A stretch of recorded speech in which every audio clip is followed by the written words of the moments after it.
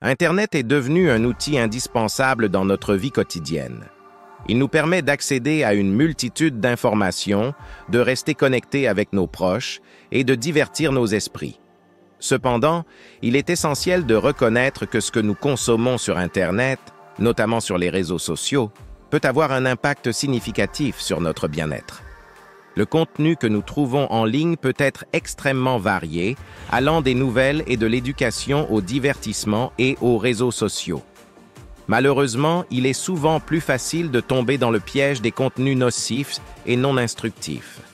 Les réseaux sociaux sont particulièrement problématiques, car ils sont conçus pour nous garder engagés en nous bombardant de messages et d'informations qui semblent pertinents pour nous. Lorsque nous nous exposons constamment à des contenus négatifs, tels que des commentaires haineux, des informations anxiogènes ou des images violentes, nous courons le risque de nous faire recommander d'autres vidéos de ce même type et par conséquent, notre état d'esprit en souffre directement. Notre bien-être émotionnel est influencé par ce avec quoi nous alimentons notre esprit.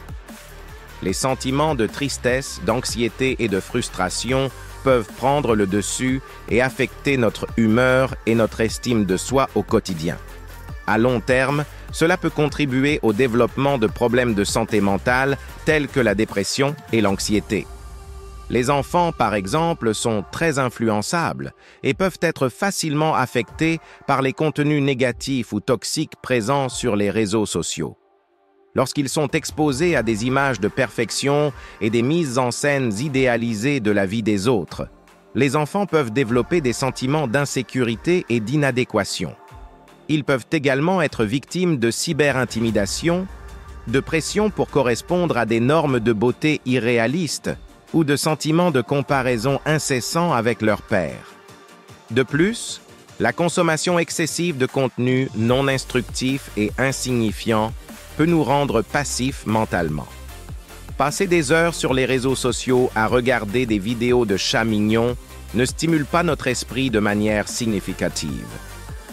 Au contraire, cela peut nous rendre moins productifs et moins enclins à chercher des informations et à réfléchir de manière critique.